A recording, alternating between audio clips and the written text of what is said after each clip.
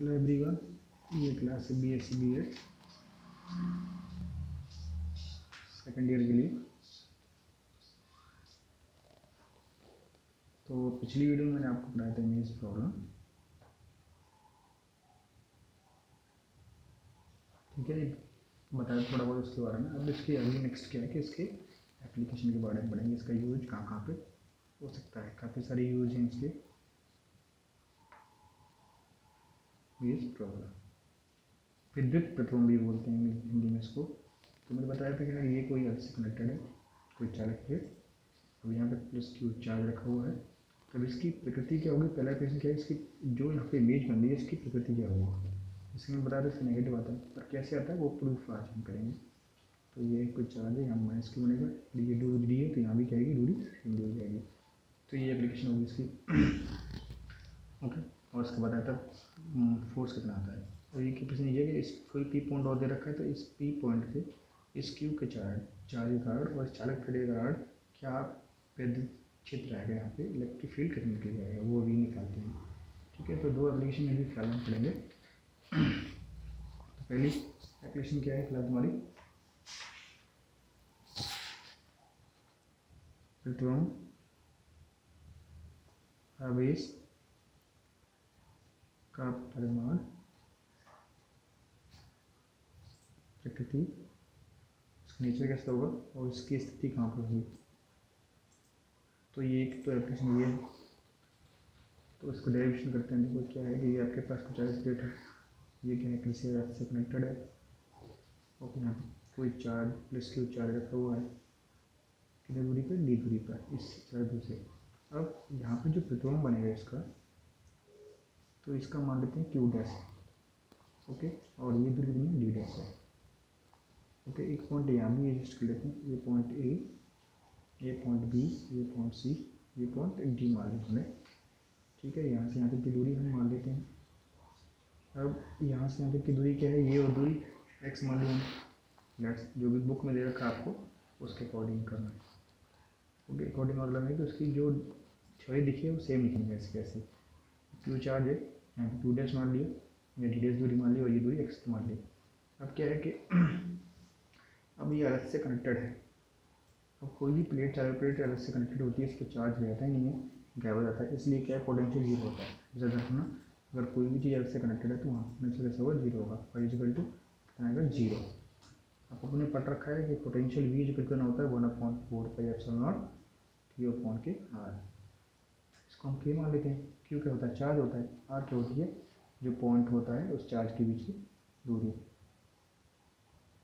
Okay, तो same है। अब इस पॉइंट ए पे पॉइंट ए पर इस पॉइंट पे विभव कितना होगा, प्लस क्यू के कारण कितना होगा, प्लस क्यू के कारण। तो ठीक है, इसका कारण अब पोटेंशियल हम निकाल रहे हैं इस प्लेट पे। यहाँ प्लेट क्या है, अर्थ से कनेक्टेड है, तो टोटल जो पोटेंशियल होगा इस पे होगा शून्य होगा। यहाँ पे जब दो ही चार्ज है, तो ये चार्ज है और ये चार्ज है, तो पोटेंशियल क्या होगा, जीरो। तो पहले तो प्लस क्यू के कारण, तो क्या आएगा, K Q over K D plus ये वाला चार्ज हो रहा है, तो K Q dash upon Q dash होगा, यहाँ से आगे कितनी है, ये पॉइंट पे D dash is equal to zero. अब क्यू अपॉन को सॉल्व करते हैं, क्यू अपॉन के डी, अभी के से के तो चले जाएगा जीरो में, तो क्या माइनस का Q dash upon K D dash. जब हम कहेंगे Q over K Q dash is equal to D over K D dash. आपका एक तो इक्वेशन बन जाता है। अब क्या करेंगे, इस पॉइंट पे लेंगे एट पॉइंट डी।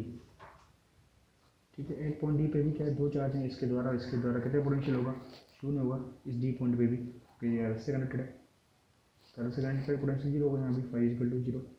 तो टोटल पोटेंशियल कितना आएगा इस डी पॉइंट पे, के क्यू अपॉन यहाँ से आगे दूरी कितनी है। और देखो ये दूरी कैसे निकालेंगे, पाइथागोरस प्रमेय से। पाइथागोरस प्रमेय से आप पढ़ रखिए कि X square into D square का अंडर रूट, तो X square D square under root. ठीक है, प्लस अब इसके कारण निकालेंगे के क्यू डैश, यहाँ से यहाँ तक की दूरी कितनी आएगी, ये दूरी का वर्ग पूरे का अंडर रूट, पाइथागोरस प्रमेय से एक्स स्क्वायर डी डैश का स्क्वायर। ओके, ये बता दें आराम से, K Q upon x square of D plus K Q dash upon x square plus D dash square का होल स्क्वायर इक्वल टू 0।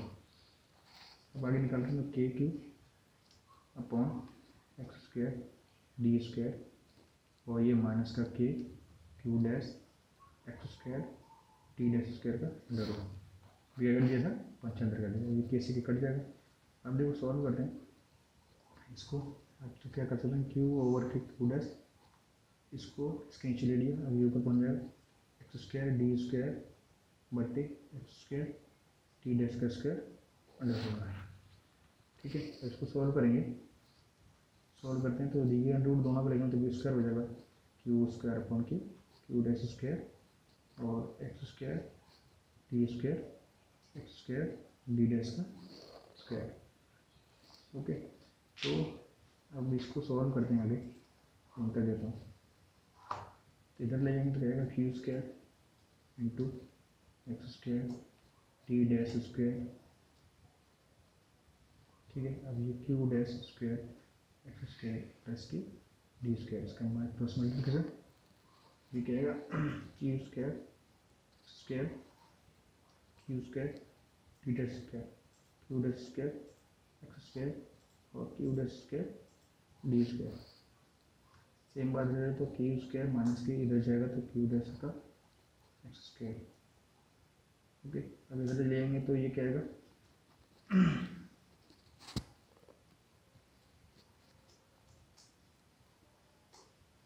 इसमें क्या सेम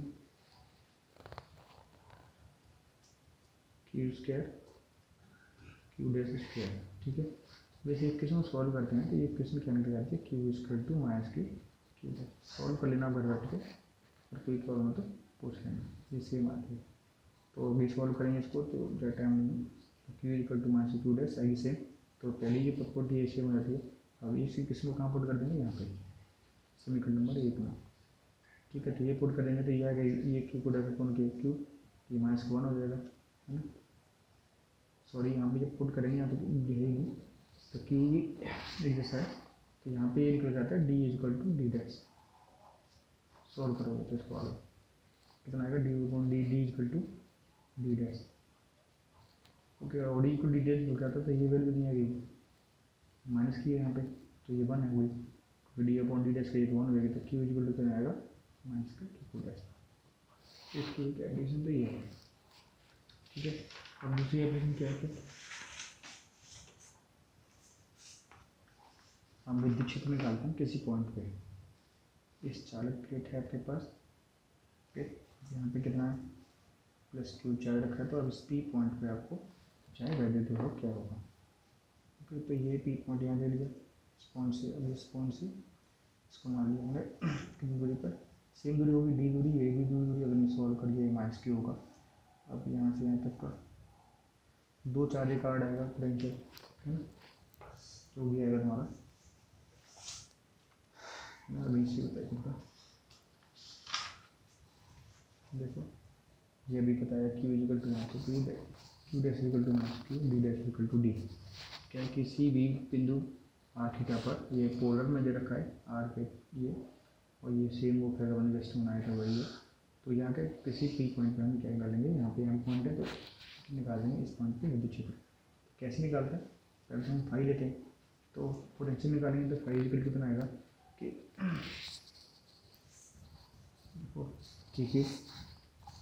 कि और क्यू चार्ज है प्लस क्यू चार्ज ओवर भी यहाँ की दूरी कितनी है ए एम, तो ये ए एम।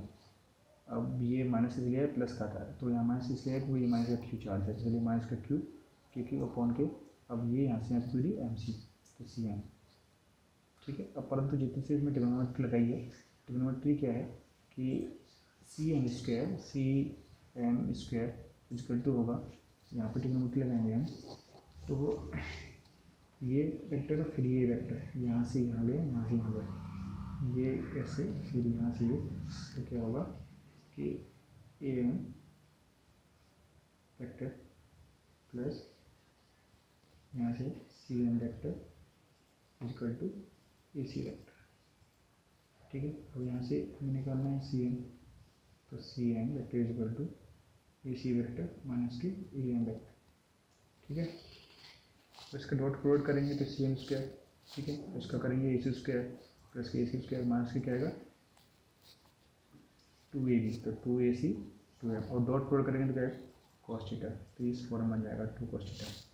तो यहाँ पे जाएगा cm square equal to am square plus A C square minus के 2m ac, क्यों आएगा कि इस वाली ट्रिग्नोमेट्री से माइनस के cos। अब इनके बीच का जो एंगल है कितना थीटा, यहाँ मैंने थीटा एंगल मान लिया वो भी आर टी उसमें है, तो ये वाला जो एंगल कितना होगा ये थीटा और ये पूरा पाई पाई माइनस के थीटा।